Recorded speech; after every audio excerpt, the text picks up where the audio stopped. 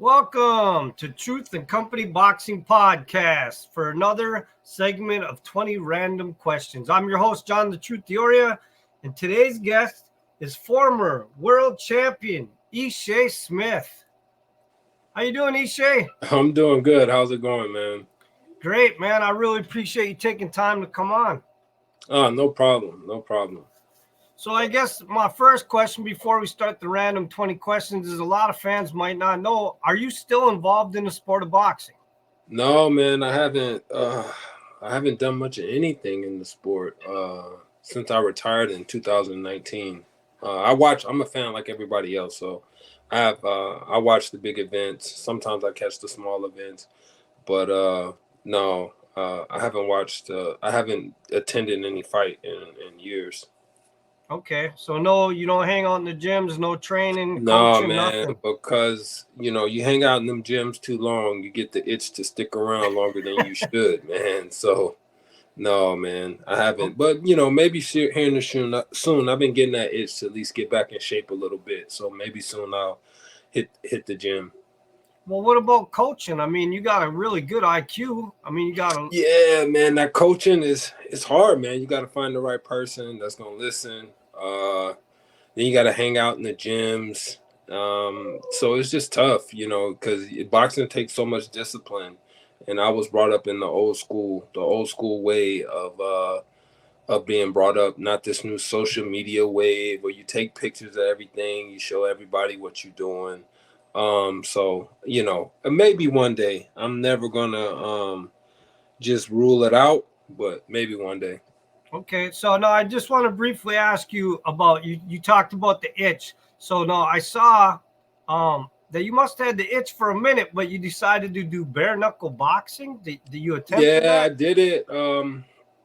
I did it one time with Valor, and we had a great success with that. That was a very good event that we put on 3 years. What was that? 4 years ago, and then I signed with the BKB people out in the UK, and it just they could never just quite get things going. First we had the COVID thing going on with them, and then it's just like broken promise after broken promise after broken promise. And I had countless people that were intertwined with them that was either had fought for them before or was signed to them that were coming to me telling me how it wasn't good. Be careful, watch your back. They say this, say that, and it just didn't work out. So I wish them the best. Like I said, I had signed with them, was with them for many years, and I got my release this year. So it just didn't work out. Okay. All right. So let's start these random 20 questions. Question 1, how did you get involved in the sport of boxing? When I was 8, I was being bullied in school, so it was just a way for me to protect myself. And I started, learning. My mom's friend was a boxing trainer at the time, and he just started teaching me how to protect myself and to these bullies that was bullied. I was real small for my age. I was about 8 or 9, so I was real small for my age. So I was being bullied, and that's kind of what led into it. So one thing led after the other. I think he had been around the game for many years, and he had kind of seen I had some talent, and the rest was just history. Okay. Question 2, what boxers inspired you in your career? Man, I grew up around the gyms here. I was a little kid, so Now, when you say here, that Las Las Vegas? Vegas, yeah. So I got, this was a fight capital of the world. So everybody would come here and have camps here. So I got to, as a young kid, I got to be in the gym with Terry Norris. I got to be in the gym with Azuma Nelson. I got to see Mike Tyson in the gym, Riddick Bowe, just so many, Frankie Randall, Jeff Mayweather, Roger Mayweather, just so many. The guy, can't think of it, Gerald McCullen. I got to be around him.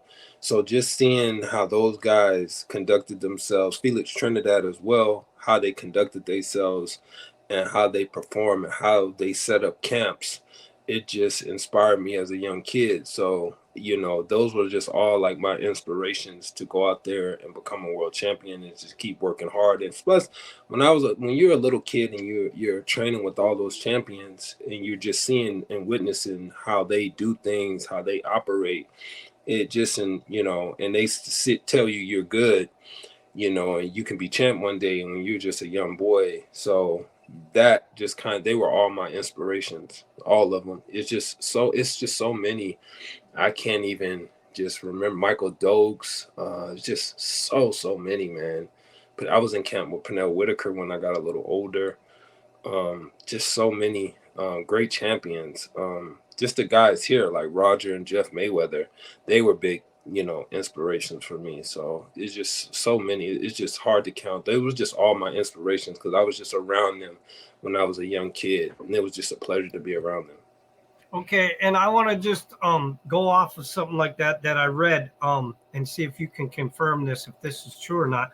You're talking about all these great champions in Las Vegas, but is it true that you're actually the first-born Las Vegas world champion? Yeah, first in Nevada history, Las Vegas, the whole state ever to win a world title. I got my own day out here.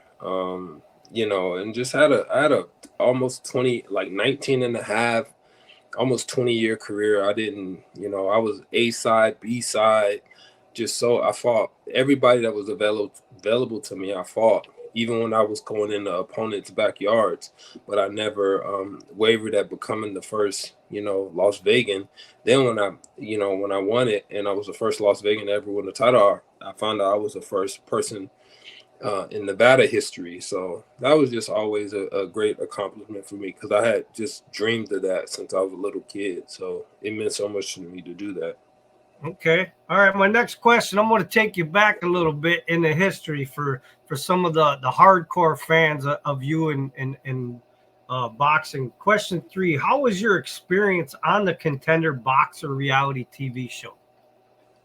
I came into the Contender like, you know, I came in, I was the most well-known boxer.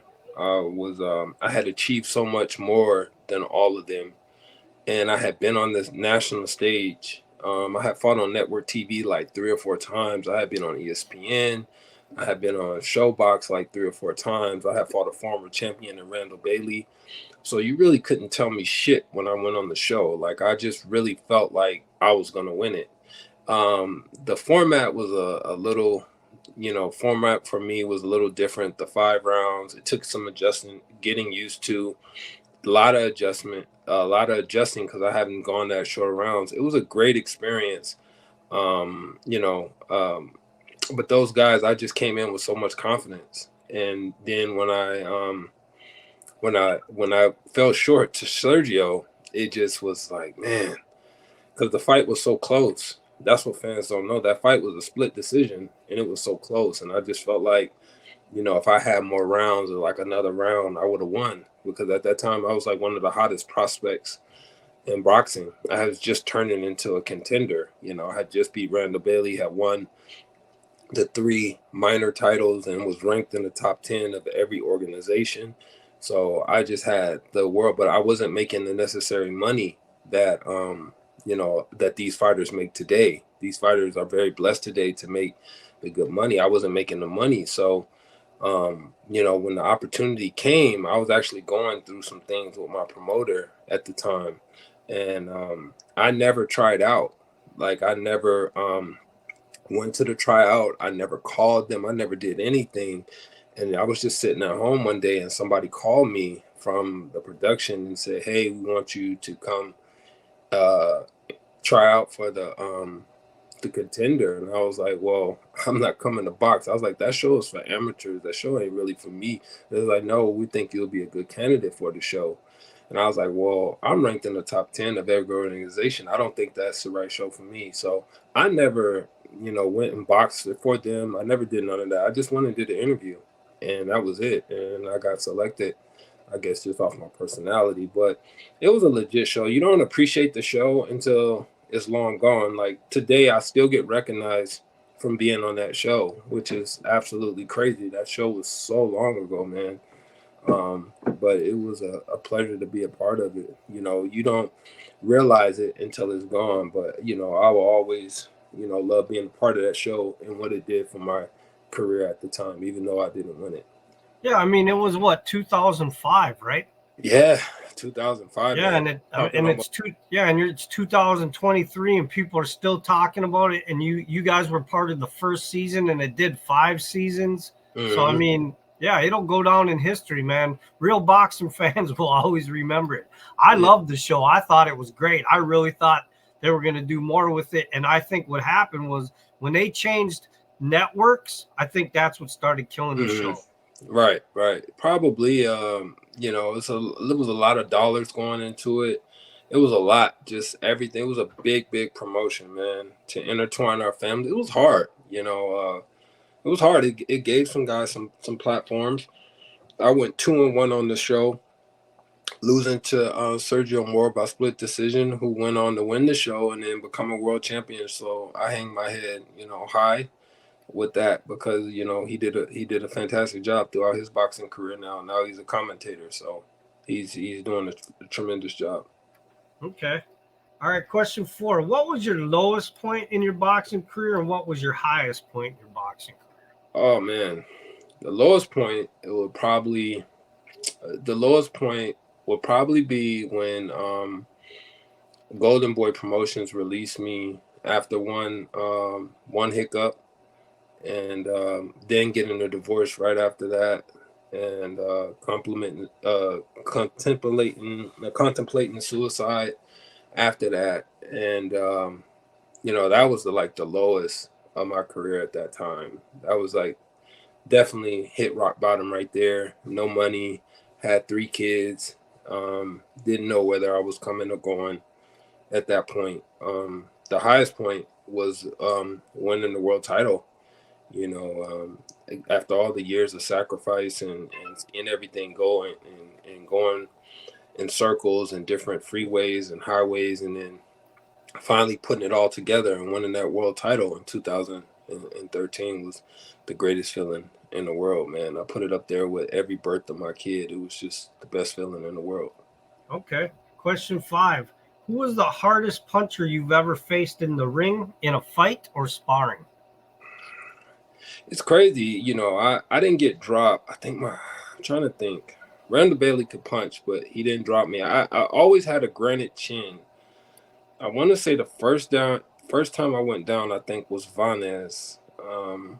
He wasn't the strongest though. You know, when you get hit with a good headshot, it's kind of like you look around, you're like, shit, I went down, and you get up. The hardest I've ever been hit though, the hardest I ever been hit was when I was training for the 1996, I think it was Olympic trials, and Tehran Millette caught me with a body shot, and it took all the air out of me, and I was froze for like a minute, and then I couldn't do anything. He knew I was hurt, so he just was trying to tee off, but I was covering up and everything, and that right there made me realize, like when I started, you know, my career, especially being with like a great trainer like Eddie Mustafa, that's when I realized body shots are way more effective than headshots because I just really couldn't do anything. So I've been known as a good body puncher throughout my career, and I would say the hardest I've ever been hit is Tehran Millette. I mean, later in my career, when I was like, you know, 40, you know, fighting guys. I retired 4 years ago. I'm having fighting these big junior middleweights, you know, like Tony Harrison and you know, all these guys that can punch. I'm way past my prime at that point. You know, I'm hanging on just a little bit too long, and if you hang on a little too long, the story never ends good for us fighters. So my punch, I couldn't take the punches like I used to. But if I had to summarize who hit the absolute hardest, it would have to be Tehran Millette when he hit me with that body shot. Like I said, Randall Bailey was a big puncher, and he never hurt me or put me down as well. And I just don't think none of those guys I fought late in my career was punching like him. Okay. Question 6. What's one of your best boxing memories out of your entire career? Oh, I'm trying to think, man. It's hard to top winning that world title. It's hard to, you know, another one was when they were counting me out and they picked me as the B side to go fight a kid in New York, Paul Wolak. They counted me out, and I told them that I was fighting on my network, which I had made home numerous times, and I said, if I lose to this guy, Paul Wolak, I'm gonna retire. I beat guys like him all day long, and they were already counting me out. I didn't have it no more. I wasn't this, I wasn't that, and I went to New York, and it was like fighting him in a soccer stadium. He had all his fans there. It was just crazy, but I was able to come out. Those two fights in particular stood out to me, especially fighting Randall Bailey with 11, 12 fights. I was still a baby, man. And those are like three big fights, that I can recall.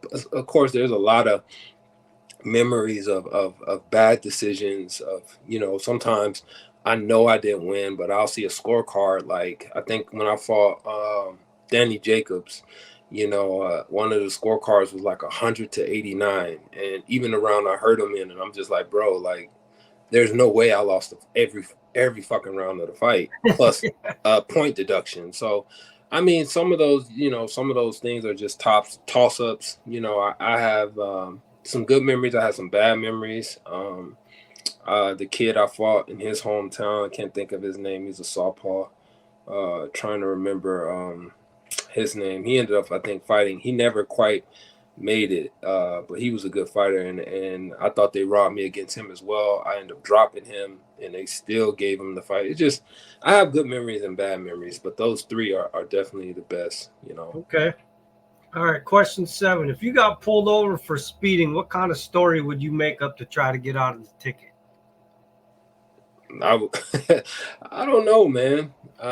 I'm older now, so I kind of slow down driving with age.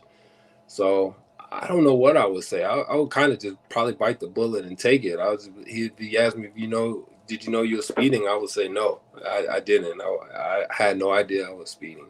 But I got to wear reading glasses now. I was joking with my friends, like if I was still boxing today, the fight would have to happen by like 2 p.m. because my eyes ain't shit like past like 6 o'clock. So it's cool though, man. But no, I would probably just bite the bullet and take it. Okay, question 8. If you could hold any record in the Guinness Book of World Records, what record would you want to hold? Running the furthest, I think, without stopping. Like I would love to just be able to run endlessly. These legs ain't built for speed anymore, though. They're only built for comfort. So I don't even like running. They log so many miles on them since I was a kid. I've been boxing since I was 8. And I've always taken my craft so serious. So I've been jogging since I was just a young kid. So I tell people, they're like, do you still run? I'm like, no, man, these things can turn over the speed odometer like 1,000 times. So, but I do want to start working out a little bit, maybe get in the gym. If I could help some kids, that would be ideal. I don't know if I want to be on the business side of the game, but if I could give back in some way, I eventually will. Yeah, maybe even just helping some amateur kids grow a little bit. Most definitely. I think the boxing world would like to see you back in the gym, though, helping some kids. Yeah, I would love to do that, man. I do. Most of our boxers, like I have 3 desert tortoises who are asleep. They're hibernating now, and most boxers are like that. Desert tortoises don't really hang with other people. They kind of keep to themselves. They're just loners. They go to the gym there, and then when the camp is over, we kind of just tend to shut down because we're so goal driven and so orientated, and we're so schedule driven that once that schedule is gone, we're like, shit, what do we do? Where do I go? When camp is over, that's the biggest upside, depression, and everything kicks in. So we boxers are like that. So I kind of I miss the game, being around it, and like I said, if I can help some kids out, that'll be ideal. Okay, question 9. If you could box in a celebrity boxing match versus any actor or athlete, who would you want as your opponent? Probably Jake Paul. Yeah. All right. Not because I don't respect what he's doing, just because he does put the work in. I got to give him that. He's looking to improve. But you just can't take this game like it's like I can't go be a great footballer. Like I can't go play soccer and think I could compete with Messi like right away. You know what I mean? Like I can't go play with the greatest NBA players right now or NFL players. And he disrespects the game and what it means and what it stands for and what we work in. Go sell your fights, do your thing. But when you start mentioning other fighters and you start calling out, Canelo this and that, I just don't. That's the part I don't like. But he's done well for the game. He promotes the game very well. He puts fighters in position to make money, and for that, I applaud him for. I applaud him for that. All right, question 10. Have you ever had an incident where you thought you were going to die? No. No, I haven't, man. I haven't really experienced no near-death situations. God willing, I don't till it's time for me to go. All right, question 11. Why did you box? God blesses you with talent, you use it, and he blessed me with the ability to be a fighter. I was a pretty good athlete growing up as is, but he really blessed me with the tools to be a boxer. And I just honed in on my craft and utilized every bit of my ability. And 19 and a half, almost 20 years, I did it my way. I don't have no regrets. No regrets about the way my career ended. Difference, could I would have wish a couple fights went my way, a couple bad decisions went my way? Absolutely. But ultimately the goal was achieved. I did it my way and I'm happy about that. Okay, question 12. Who was your favorite opponent that you fought through your career? Tommy, I can't pronounce his last name. I think it's Rainon Tommy.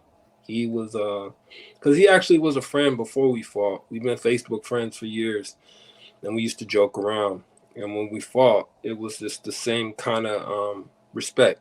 It was the same kind of respect, and I showed him respect. He showed me respect. We don't communicate on social media like we used to, but he was one of the coolest people I ever fought. Okay. Question 13. Can you tell me an interesting story out of your boxing career?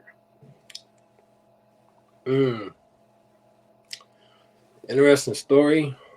I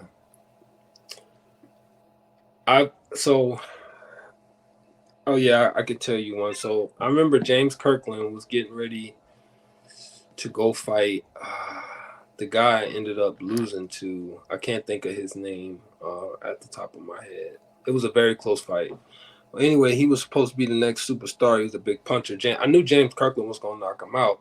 But at the time, I wasn't making, I was still trying to find my way. I wasn't making no money. And I figured, they want me to go to camp. Well, shit, I'll go to camp.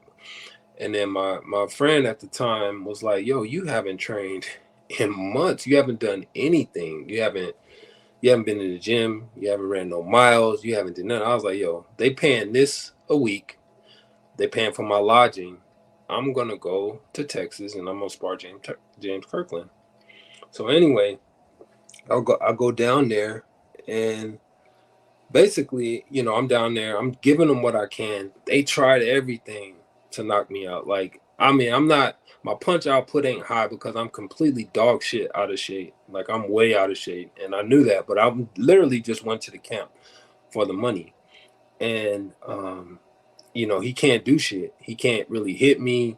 He can't knock me out. I'm tough as shit. I ain't going to bow down to nobody.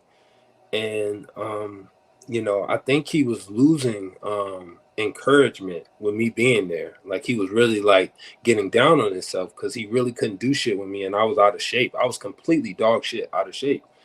And they ended up sending me home. And I was like, fuck. I was like, damn, they sent me home. And I was, like, asking Ann Wolf to keep me there. I was like, no, just keep me here. I was like, I'll give him a look. You can bring in some other guys. I'll give him a look. And no, they ended up sending me home. And then when I got home, I started reading all these stories. Like, he sent me home because he stopped me. He sent me home because he knocked me out, blah, blah, blah. And I'm like, whoa.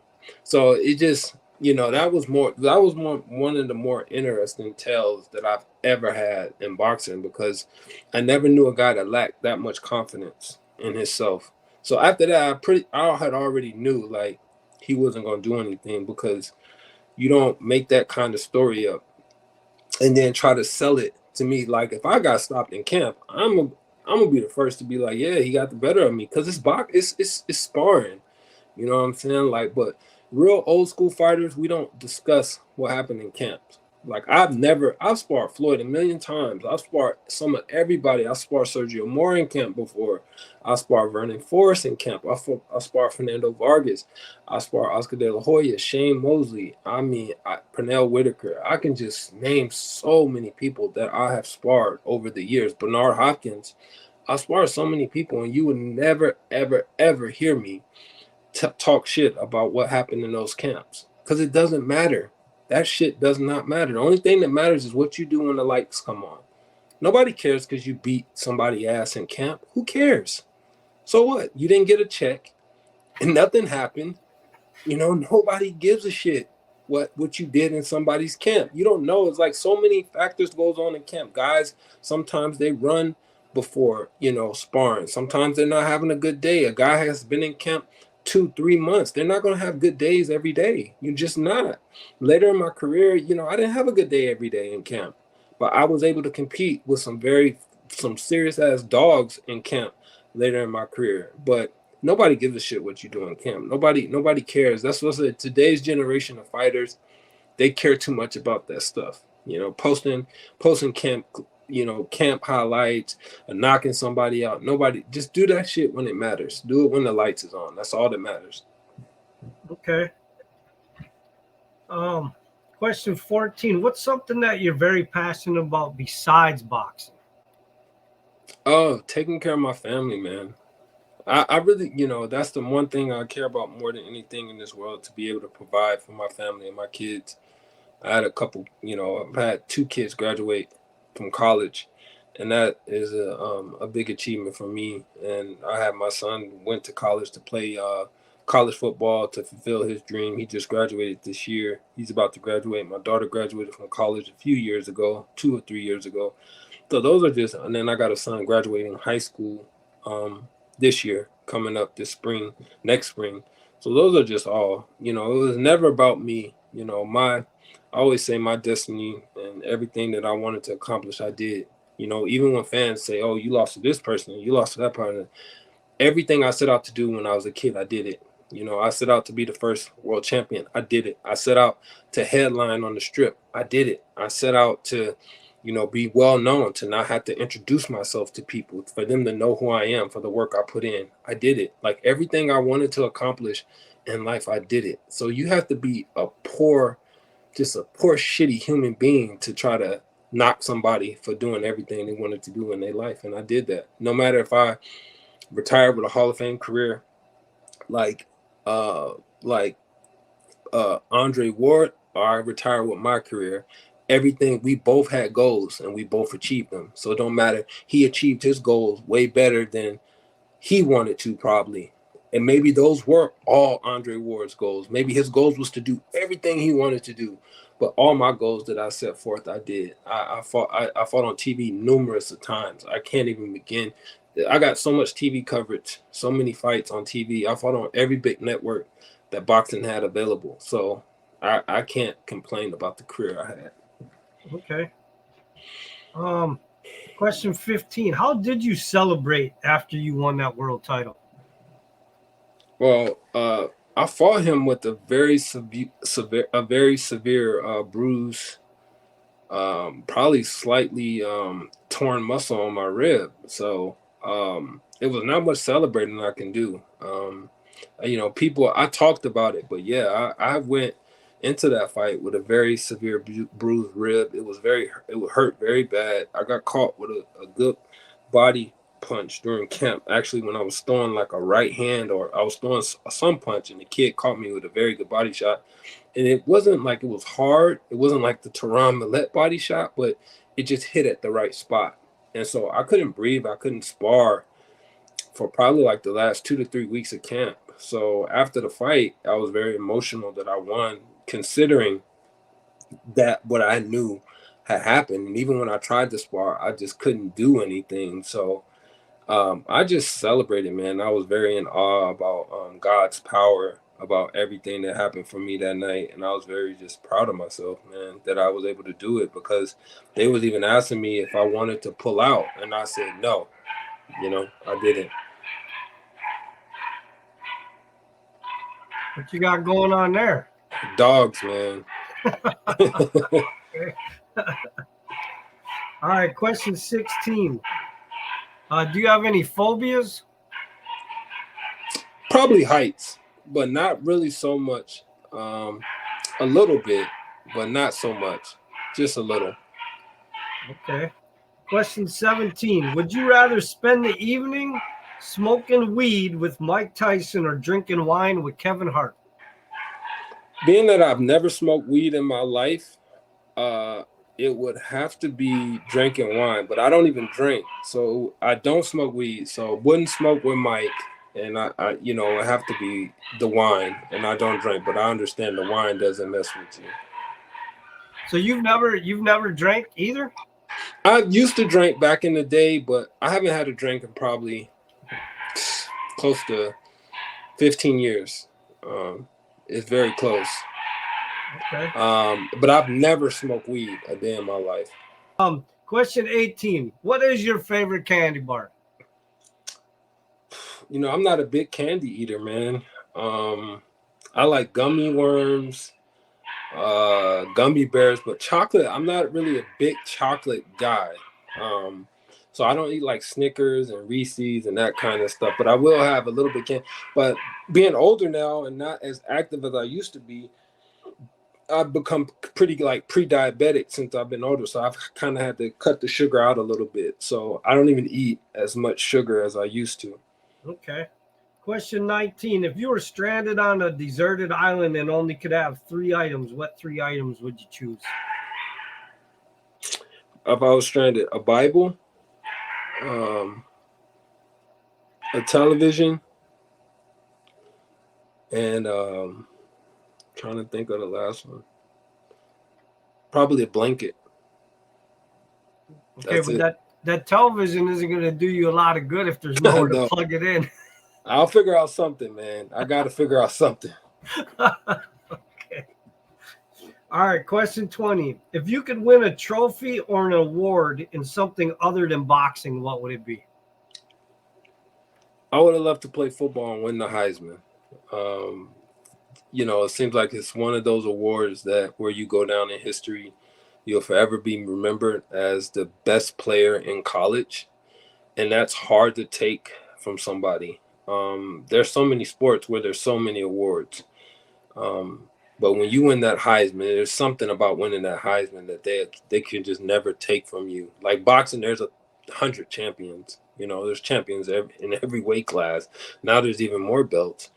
It's hard to become undisputed, though. But that Heisman is like you're undisputed. So if I can do anything, it would be play college football and win the Heisman. Okay. Well, listen, I appreciate you taking time to come on and do the 20 random questions. Hope they weren't too bad. Hope you had a good time. If you got anything to say to your fans or anybody, go ahead. Oh, man, I just want to thank you guys thank you for having me on. Thank the fans for supporting me for so long, especially since the Contender. Like I said, that's even crazy to think people have known me for that long. So, the career was great. It was a pleasure. Being able to come on here and reminisce about the career is definitely something I don't take for granted or lightly. I had a hell of a ride, man, full of ups and downs. And like I said, I wouldn't change anything. It was a great, great career. All right. And hold on. And the truth has spoken.